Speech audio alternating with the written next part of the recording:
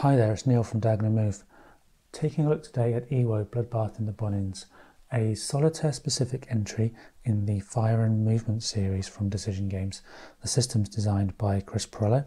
Not sure who designed this particular iteration of the system, but the system at least is designed by Chris Perello. The game is a simulation of the Battle of Iwo Jima in February to March 1945. The player takes the part of the US Marines landing on the beaches and then attempting to clear the Japanese from the island within a certain time frame. There's a few quirks to the game which are quite interesting, which is why I thought I would do a playthrough. However, the game does run quite long, so I'll probably do a few turns and then skip a few turns and so on, or skip ahead a few turns. Let's start straight away with a quick look at what the map and what we have to do. So we get the choice as the Americans. We start from either the eastern beaches, which is the historical landing point, or the western beaches on this side, which is the alternative that's available. The decision, once it's made, is permanent. You cannot then land beaches on the other side. So for example, if you choose the eastern beaches, you no longer can use the western beaches as a landing point for your Marines. Each turn, what you'll do is you'll land some Marines, particularly in the early part of the game. You will move, have some combat, then you get to move again, combat again a second time, and then it will be the Japanese turn, the game system's turn. And the game system will mostly be fighting against you in terms of bombardments and how much power the artillery have against you on the beaches and as you move along the island towards the airfields and then eventually up to the north of the island. As the artillery weakens, as you take more and more of the island, you will eventually come across banzai attacks and things like that towards the later stages of the game. You have a specific finite amount of time to do that, and that is a total of 16 turns, although that can be reduced depending on how many reinforcements you bring on. The game has a unique, at least to me, way of representing dug-in Japanese defences on the island of Iwo Jima, in that when you go into a zone of control of the enemy, they stay hidden as they are on the map at the moment, and the forces are hidden throughout the majority of the game. You fight them, or you go into combat with them, they reveal, and then if you don't eliminate them, there's a very good chance they will redeploy somewhere else on the island and their place will be taken by another set of defenders. And so that process of grinding your way up the island is quite debilitating for the American side, for the player, while at the same time being quite variable as well in terms of what you're fighting against and so on and so forth. It gives a lot of replayability, what is essentially a one scenario game. So okay, let's start. Let's start with deciding who we're going to deploy. Now the start of each turn is an element of replacement points, movement and redeployment. Don't need to worry about some of those just yet. But we do need to decide which beach we're going to land on, and I think for the purposes of this video we'll go with the historical eastern beaches, which are along here, and you can land up to 8 units at any one time. And so I will land some units. I'll try and put my support units here. We have only really 2, maybe 3 types of units in the entire game. You have the regular Marines, who are straight 6s across the board in terms of their attack, defense and move, and then you have support units which are somewhat weaker in some ways, but they do have the benefit of being able to stack with other units. Normal Marine units cannot stack, which is an interesting thing, and they do have 2 different types of support units. We have the sort of flamethrower guys, and then we have some tanks as well. Now the tanks represented just there. The terrain is obviously quite rocky, quite mountainous in various different ways, and the effect of the terrain essentially is reasonably simple in terms of there's sort of different movement costs, and then there are some areas that tanks cannot go into and movement stops at certain points and so on and so forth. The weather can have an effect on movement, which will be rolled at the end of each turn, but broadly speaking this is a game of move and shoot, and slowly try to clear the island. But okay, let's start now. We'll start off with the American movement phase, which would obviously have those replacement points, any redeployment. We can't redeploy within 4 hexes of an enemy. So there's no need to worry about that just yet. We don't have anybody that we can replace, so we're just going to start straight off with the movement. Worth noting before we do start, one final thing. The units here are at sea, and they're available for landing, and they come on straight away. These units here are at sea and they're in the reserve, and if you bring them on, you bring on a stack at a time at the cost of a turn. So the game shortens the more you bring on that, I think it's the 3rd Regiment or the 3rd Brigade, I'm not sure, and the more units you bring on, the shorter the game will be basically, and the less time you have to finish the game. That's important because the only way to win this game really is to clear every Japanese unit off the island. Okay, so quite a tough victory condition, and then when you have cleared all the units off the island, you then calculate your victory or not based on how many losses you've taken. So quite harsh. But anyway, let's crack on. So we're moving on to the beaches in the first instance. You can move on, costs 1 movement point, but you have to stop. So we're going to move our guys on, and they're all going to stop. And it's quite important to make sure you clear enough units without putting too many of your guys at risk, but at the same time you've got to get off those beaches because the Japanese will bombard very soon.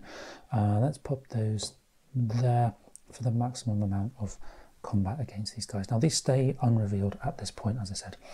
Next up we go to the US combat phase. Now we need to decide whether we're going to bombard or not, and it's usually a good idea to bombard, but we also need to decide where we're going to bombard. Now just move that turn counter. Okay, you have these bombardment counters.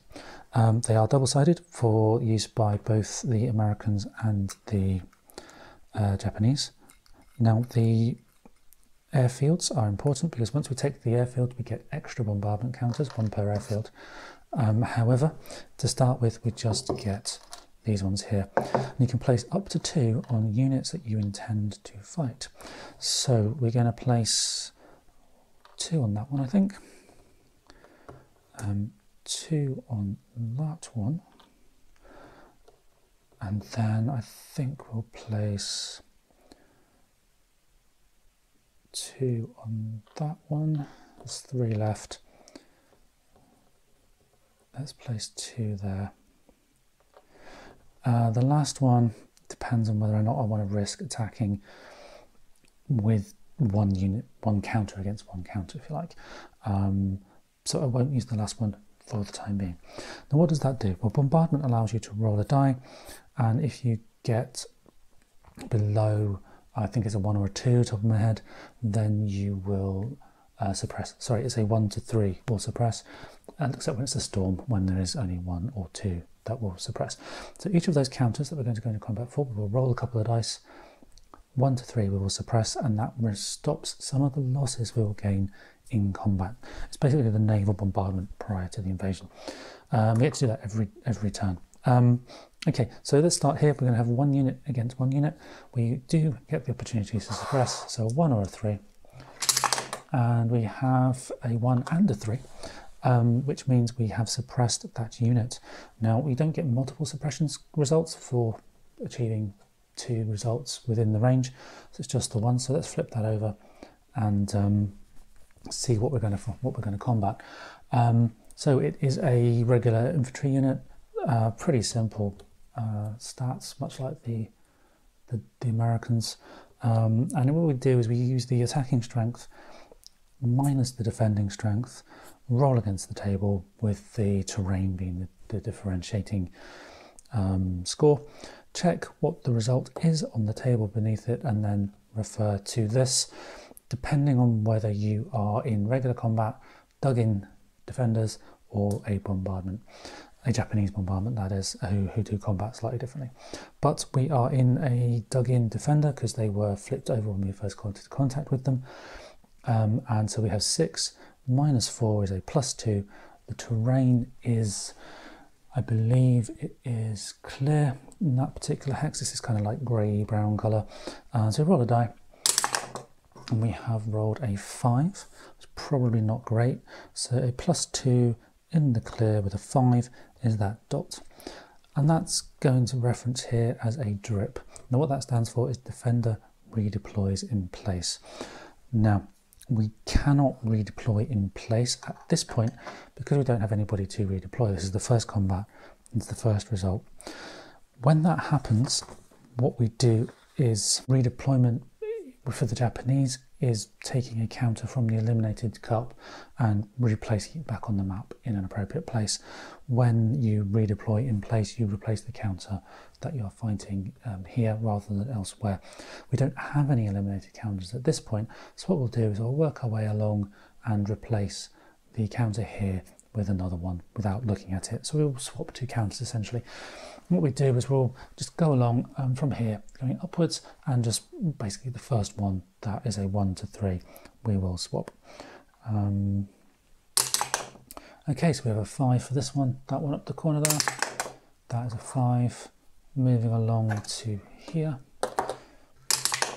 6, a 5, so we're here now,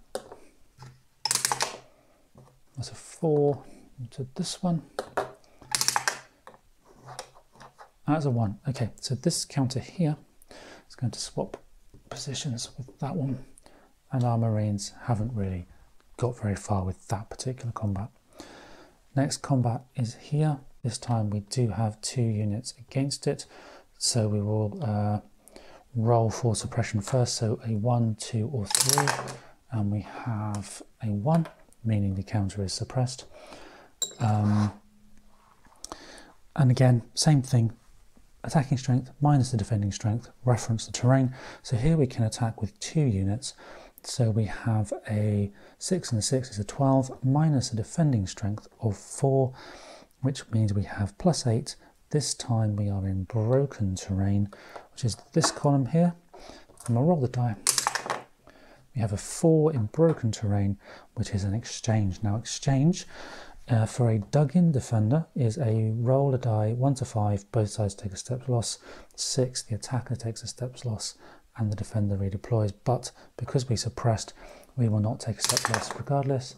So we've got a 2, which means the attacker does not take the step loss required, but the defender does. So the defender is eliminated, basically.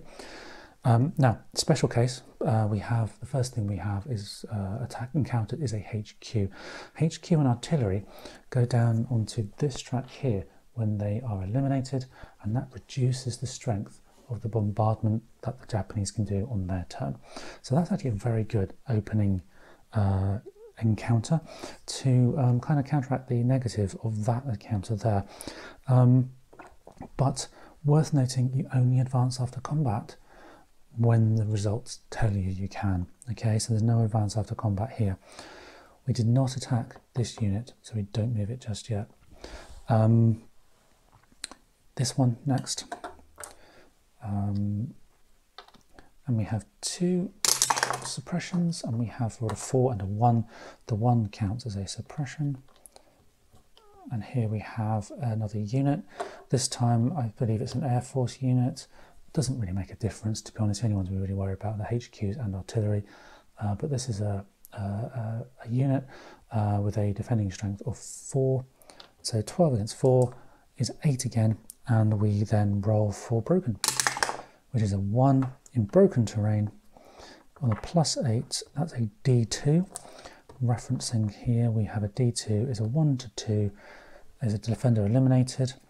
A 3 to 6 is the attacker loses a step and redeploys.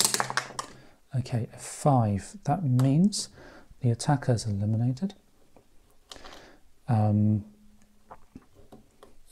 The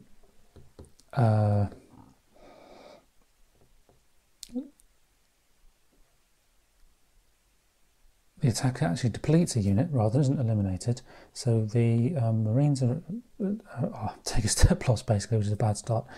The defender then redeploys, and what we do for a redeployment is we would take it from the eliminated cup. It's the only one eliminated at the moment, so what we'll do is we'll just roll a die. It's a 6. Sector 6 is this sector, and we place somewhere on a redeployment hex, which are these white stars, not the red ones, and place counter, but we cannot do that, so it just sits in the redeployment cup, and it will come on again at some other time. The attacker can advance after that, so we'll get our step loss off the beach as a reward for struggling there. Okay, so next combat, again we roll 2 suppression. No, we failed to suppress this time. That means if we get an exchange result, we do end up taking a step loss. Okay, move those back to where they should be. So this time we have a support unit and a marine unit against some artillery. And this is a 4 plus 6, it's a 10, minus a 2, it's an 8 again in broken terrain. Let's hope we roll a little bit better. We've got a 6, which is a defender redeploys in place. So we'll grab that cup, give it a shake. I know there's only 2 in there, but we give it a shake, and without looking, we redeploy the person in place. Okay, so there's now a new unit there. Wow, that was not a great opening sort of moment for the Americans there. Okay, so now we move on to the next phase, which is actually a repeat of the previous phase, except we do not get to bombard. So we can, it's called the mobile movement phase. We move at half speed, so all those 6 movement allowances are down to 3. Really restricts movement, that does, and then we attack, but there's no bombardment. Okay, so this time we can't really move from zone of control to zone of control, if I remember rightly. This is one of those moments where the rules for something are in a different rule book. Yeah, you can't move from zone of control to zone of control, so our units are a little bit stuck on the beach. Here, here, here, and here. This guy could move this way if they wanted to. This one's stuck. We can move these ones here.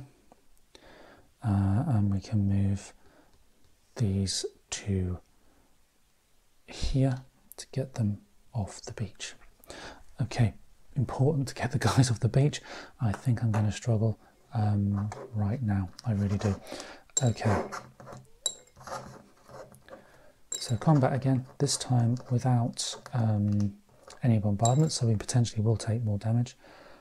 And we have a combat against HQ. Okay, so we have 6 and 2 against 1. That is 9 on clear, which hopefully we'll get a good result for. That's a 6. That is an exchange. Oh, not so good. Okay, yes, the HQ is eliminated, and so that goes down on this track, reducing bombardment strength, but one of our guys has to take a loss, and I think we'll take the loss on the marine unit. Combat here, this time with just the marine unit, not the support unit, and that's 6 minus 3 in clear, which is a plus 3. This column, lots of exchanges, that's a 3, and yes, we've exchanged, so that is eliminated. Roll the dice, of course. It's a 3.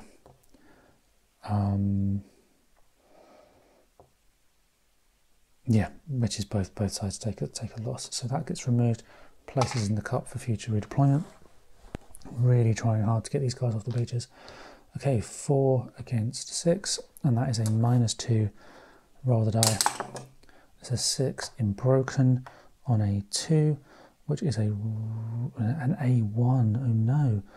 So an A1 is attacker retreats or takes a step loss. Obviously I can't retreat because I'm going to retreat into the sea, so I take a step loss and then we drip the defender. These defenders are not going anywhere in a hurry, which is quite accurate, isn't it? Okay, there we go. So next combat, this one here. This time we have an attacking strength combined of 10 against a defense of 2. That's a plus 8. We have a 4 in broken. I keep muddling the broken and the rough. The rough is sort of this terrain here, and broken is other things. But anyway, broken on a +8 with a 4 is an exchange. So that guy takes, nope, let's roll the dice, must remember that. It's a 2. So yeah, it is an exchange of things. But what we're doing, we've got our artillery unit. So that artillery unit does join the HQs on the bombardment track down here, further reducing the strength of the Japanese bombardment when it comes. Okay, final combat is here. We have combined of 8 minus 4 in broken, so that's a 4.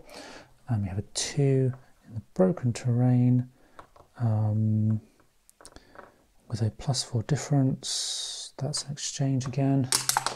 And we have a 2, so they both take a loss. Okay, so we have our losses racking up already, and we're not getting off those beaches. Now that's a problem. We are moving now into the Japanese phase. Before I do, just want to say, during the movement phase, there are 2 movement phases for the Americans. You can land people at either time. I didn't do that at this particular occasion because there was no spare beach to land them really, but I could have done and landed somebody from this pile here during the mobile movement phase. So you can land units twice during that phase. The beach was just a bit congested at that time. Now why is that a problem? Well, I'm about to show you. Because with the Japanese phase, the first thing we do is we redeploy.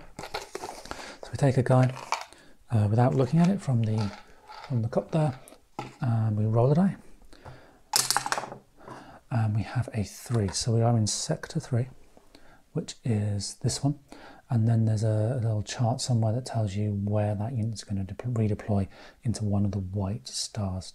So the red stars, when you see them on the board, they're where you set up. The white stars are where you redeploy to. And in order of preference, it goes something like hills, ravines, mountains, rough, that kind of thing. So hills are first, which is there in that particular case. Next up, we have the potential for a banzai attack. Now this doesn't really feature until later in the game, when the remaining units, as you start to clear the map, may banzai charge at the Americans. What you have to do is roll a die equal to or lower than the number of cleared sectors will cause a banzai, but we do not have any cleared sectors right now, so it's not applicable. And of course it only happens after Mount Suribachi is cleared, but we'll get to that as we go through. Next up then, we don't worry about movement because that only happens if there's any revealed units, but they're not, they're only revealed due to a banzai charge. So let's go down to combat. Now combat is basically bombardment, and we have 7 bombardment tokens in total. 3, 4, 5, 6, 7, and what happens is everybody on the beach gets an automatic bombardment token applied. That's not so good. Anybody who's not on the beaches will potentially get bombarded or potentially not. And basically, at this point in the game, starting at the lowest number, you roll a die, and a 1 to 3 causes the bombardment to land. 4 to 6, there isn't one basically. So we have a 5, so that unit's okay. This unit is a 1, they're going to get bombarded. And then the last one, this one, will be a 1 again. Okay, so we have got basically all 7 bombardments have landed. The strength of the bombardment is the reason why we need to try to clear as many HQs and artillery as possible, as early as possible. Obviously we don't know where they are, but also why we need to clear Mount Suribachi as soon as we can, because while Mount Suribachi is occupied by a Japanese unit, you roll 3 dice and the combined total is the strength against your guys. Once you clear Suribachi, it's 2 dice if the targeted unit is in a sector where there's a Japanese unit on a hill, or 1 dice. So the strength rapidly reduces following the fall of Suribachi, but we've got to get to Suribachi first, which is obviously the challenge right now. But anyway, this guy here on the beach That sucks. 3, these here, that's a total of 8.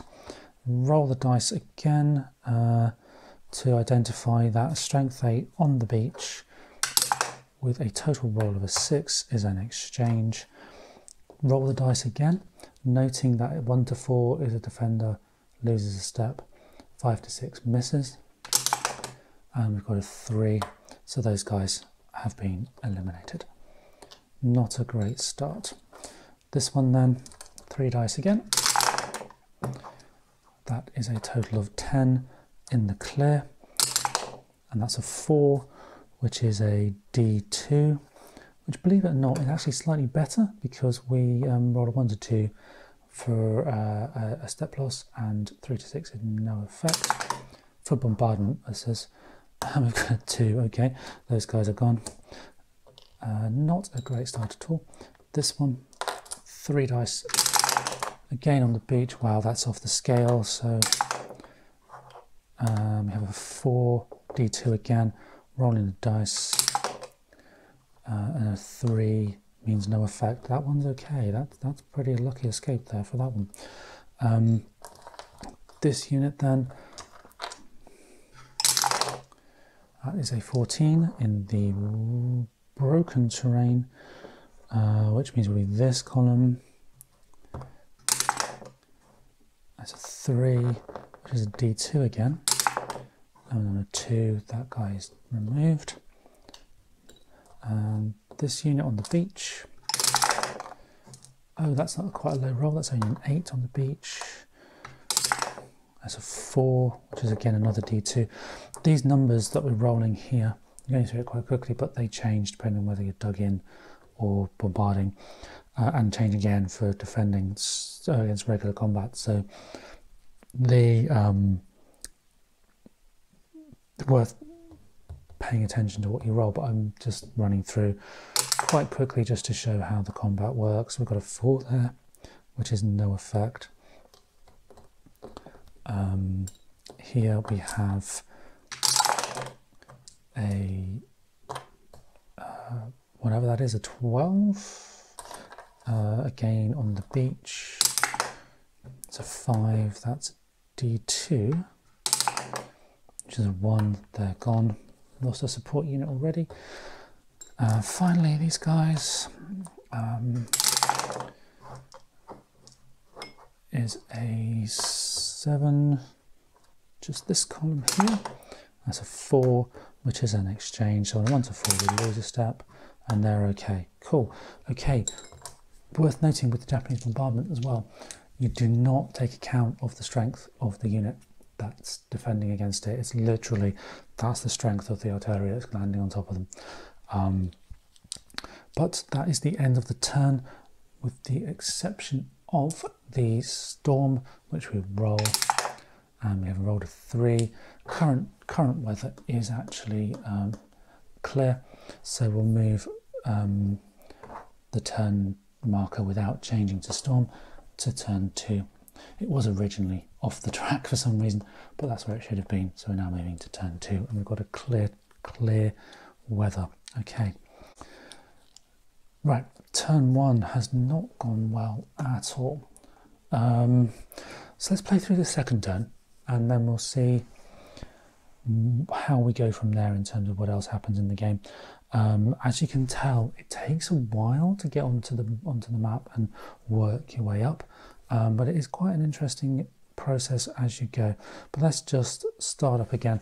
Replacement points, we get 2, and you can bring the units on for landing, but you cannot land them in the same movement phase, but they can move onto the beach in a later movement phase of the same turn. So basically 1 point per step. They just sit there for now and they don't come on just yet. But we can land 8 units, so let's land these guys. We have at least got a corridor clear towards Suribachi, which is helpful, but we also do still have quite a bit of resistance up by the quarry there, and also well, all the way through the rest of the island, really. But let's try and get these people on the beach. Okay, redeploy doesn't count because we need to keep our entire movement for redeployment outside of 4 hexes of a Japanese unit. Redeployment basically means you have unlimited range for a unit. You basically ignore their movement allowance, but you have an unlimited range. But you have to be within outside of 4 hexes for that entire range, and there's nowhere on the map at the moment that's outside of 4 hexes of all of the Japanese. So we're stuck with our regular movement, but at least we don't have a storm. Right, the guy here will go 1. Well, here's a question. Do I get him up here straight away, or do I try to clear the sector? Interesting thought. Let's try to clear the sector, get them on land and up the road. So let's just go 1 and 2. I mean, these guys will come on and stop. That guy can't go anywhere. So I've actually got a bit of a traffic jam, to be honest. He can go here. He can actually move there, but still stops.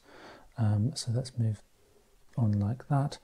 Same challenge here, except this time we can go either side, and the same just there. Okay, we've got a bunch of guys on ready for landing. Now we can attack. Now I'm not going to attack with this one because it probably won't do so well. That means I'm only going to attack here and here at this point, which means we just have a few bombardment tokens to see if we can suppress those guys, but really we just want them off the beaches right now. So let's suppress this unit. Remember, it's a 1, 2 or 3. We've rolled a 3 for one of those counters, meaning that unit is suppressed. And then let's do the combat. It's a 3 in defense against 12, so that's +9 on broken, which is there, that column. So I have a 5, which is an exchange. So it was suppressed, so we roll the die, and on a 1 to 5, both sides lose a step loss, which is what happens here, but we suppress them so we don't lose a step loss as the player. That count is removed, popped in below the others, and we move to the next one because there's no advance after combat unless it says. Same thing there, 2 dice to check for suppression. We have suppressed them. This time though it's a 4 and a 6, which is a +2 in broken, so that's all the way down in this column.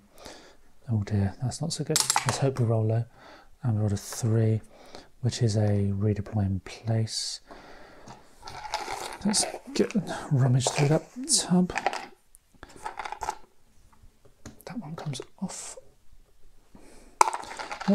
What that's doing is it's reflecting all the tunnels and the defensive network that was here that was present on Iwo Jima during the landing. It's a really clever way actually of doing it. It's, you know, you can have the enemy pop up behind you. You know, it ignores all zone of control and everything. When they do redeploy, they just have to be within 2 hexes of another Japanese unit to be able to redeploy. But okay, next up we've done the movement phase, we've done the combat phase, we have the mobile movement phase. Okay, let's see what can we bring on and what can't we do. We have a maximum movement of 3. We can bring on some guys.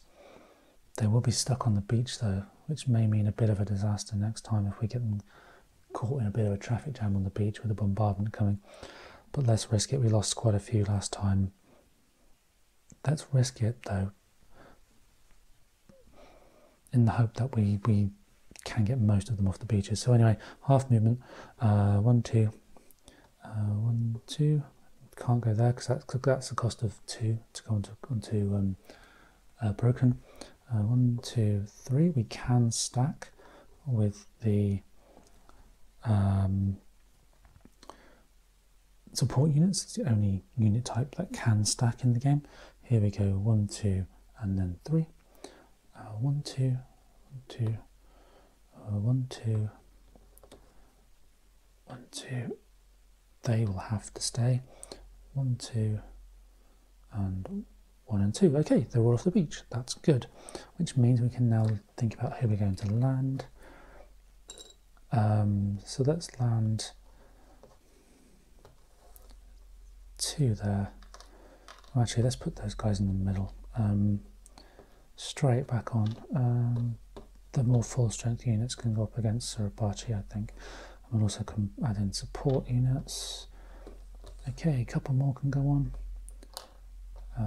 Probably should think about having the tank on soon, but they ideally would come on down here because of the clearer terrain. Okay, now they come on, so they will move. Still part of the US movement phase right now, but we're just piling our guys on. Now hopefully we will get a bit of progression onto the rest of the map in a minute, but let's do the combat for the mobile combat phase, which is just down there. The only combat we have is this one and this one, but we'll do up here first. Now we have a whole bunch of guys. We've got 6, 12, 16, 20 against 3, so that's 17 in broken. That's as far up we can go. That's a 4, which is a exchange. Oh dear. And we've rolled a 5 on an exchange result, which is both sides take a step loss. So that's removed, and one of these will take that step loss. But we now have a clearish path to the airfield. That's too risky to do a combat right now. I really want some more guys up that way first. So the only other one is here. We have 8 against 4, so that's 4 on broken again. We have a 4 against broken, which is redeploy in place.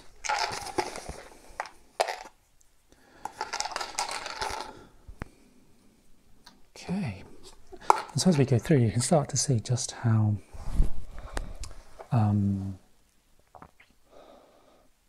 the game replicates that challenging scenario, if you like, if you can call it that, on the beaches of Iwo Jima at the start of the battle. Now, I've just realised I've made a horrendous mistake. The Japanese are going to bombard now, and I've got all of these guys on the beach, which means they're all going to take some damage. Now, this guy here, if I say this guy here, this one won't. He's too close to actually be hit by that artillery. And basically, the way you assign artillery for the Japanese is you do the beaches first, if there's anybody on the beach, but then you start from this hex and work your way up. So next one we will do is this one, because this row are too low, or too close to the mountain. So this is next, and on 1, 2, 3. No, we've only got one counter to place anyway. Then it's these guys. And nope. So they got lucky. And this one. That's a 3. Okay, so that's where the bombardment's going to happen. And then we're going to run through, roll those dice, and see what happens with the units.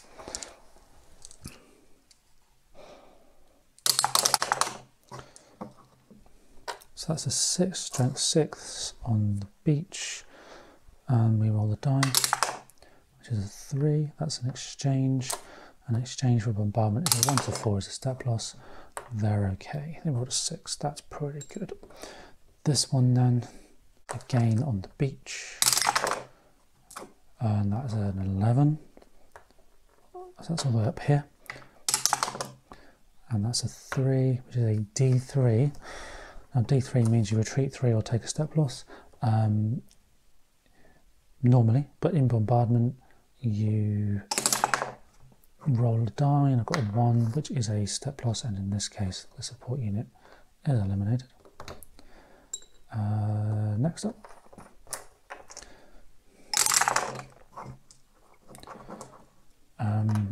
is a 7, and beach again, so that's here.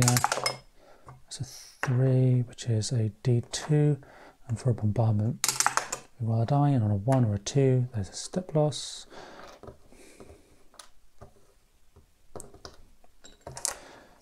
Next guy was something like a 10 unbroken. No, the beach, sorry, so that's down here. That's a 2, which is a defender eliminated. Oh dear. That is an elimination. So that guy's gone. That was the worst result imaginable. This marine on the broken terrain is at 12, which is here.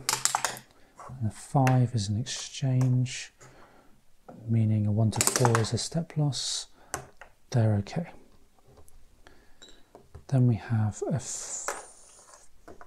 again, same thing on the beach again, which is a 10 on the beach.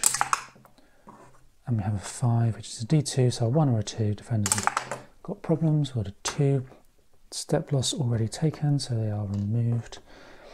And then finally, we have a 11 on the beach, which is a 2. Oh dear, that's defender eliminated. Wow, 2 steps gone, just like that.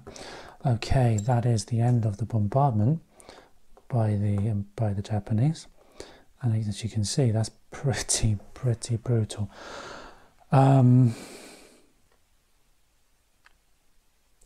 Wow, okay. But we roll for the weather, and we've rolled a 1, which is clear. Basically, when you're in the clear, you only really got to roll a 6 to move to a storm, but then once you have a storm, it's much harder to do things, but it's quite a rare occurrence. Okay, at this point, I should probably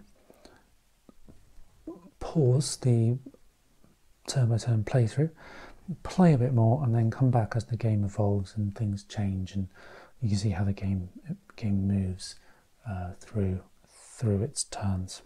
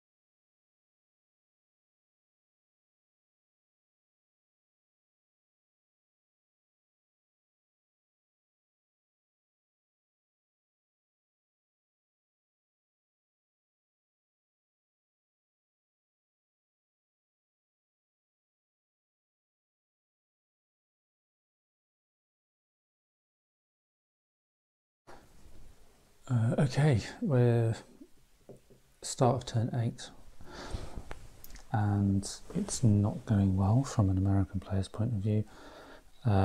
Suribachi has held on quite strongly and hasn't fallen as quickly as one would hope, meaning that the bombardment has taken its toll on the reinforcements. Plus various combat results as we move forward in the island have also taken their toll as well. Unfortunate dice roll mostly, meaning the US casualties are piling up. At this point we would normally be halfway through the game, but because I've brought on 2 of those reserve units at sea, game turn has actually now been shortened by 2 turns, so we only have 14 turns, meaning we've only got about 7 turns remaining, including turn 8.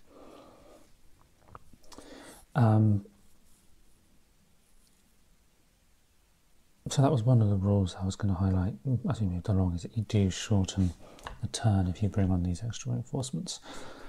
Now the challenge I've got is it's been very slow progress up to now. The turns are shortening, and unless we can do something about Suribachi this turn after at the latest, the chances of us doing anything significant on the rest of the map are pretty low. And one thing about this game is you can kind of see a few turns out whether you're going to be successful, and with that win condition of eliminating every Japanese unit on the map, to get, you do kind of see the futility of carrying on fairly early. Now it's starting to feel that way to me. I'll probably give it another go.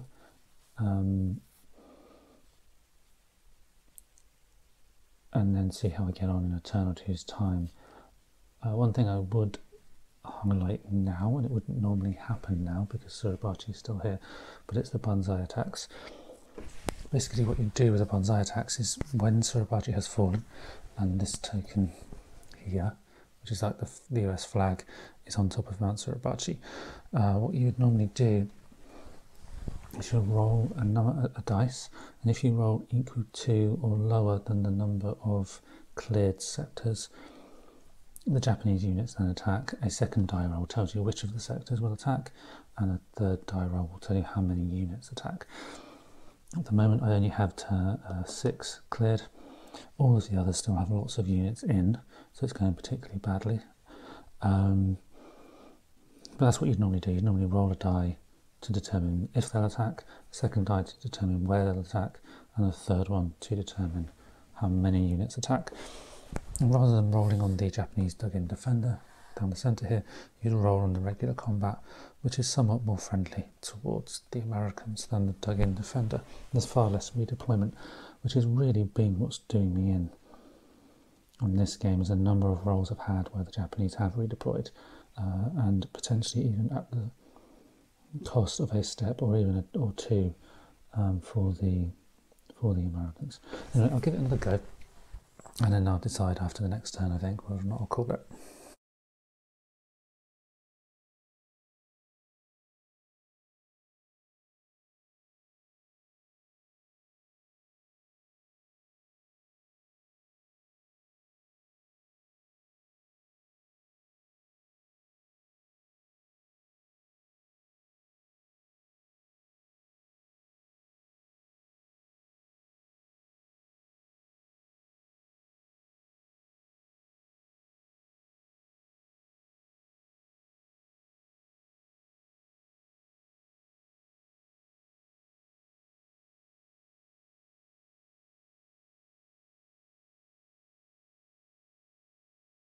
So turn 8 was successful in some ways, but more of the same in others, because although we did take Suribachi, finally we took Mount Suribachi, and that had a knock-on effect on the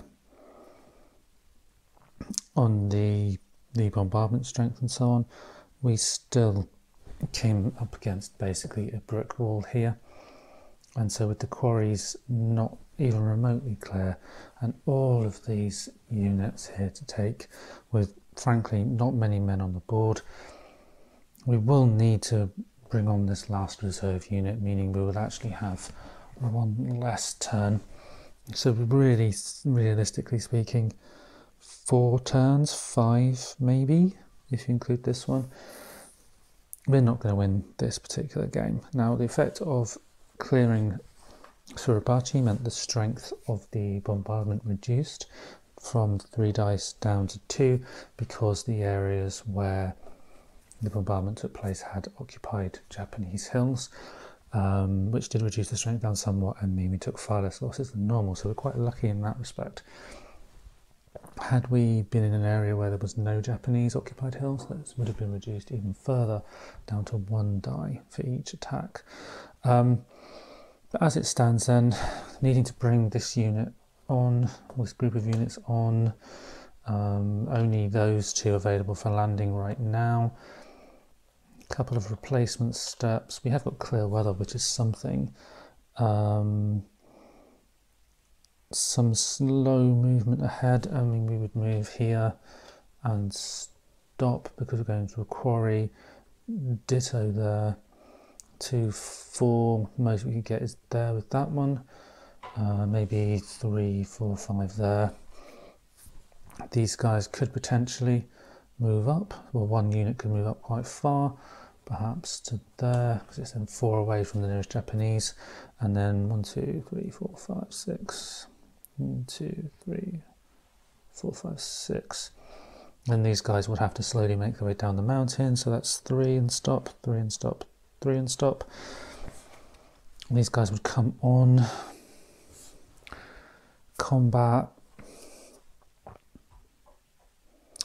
I mean, with a strength of 8 there, against whatever's underneath that, which is a 3, looking at a 5 on the mountain ravine table. Chances are you're going to get a strength step loss. I think we'll call it there. Realistically, we're not going to clear the map before the end of the turn, and if we don't clear the map before the end of the turn, we lose.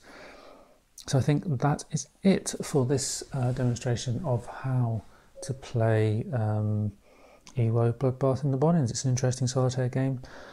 Definitely has its challenges, and a lot depends of course on luck and how quickly you clear Suribachi, but yeah, this time we didn't do so well. Interesting game though.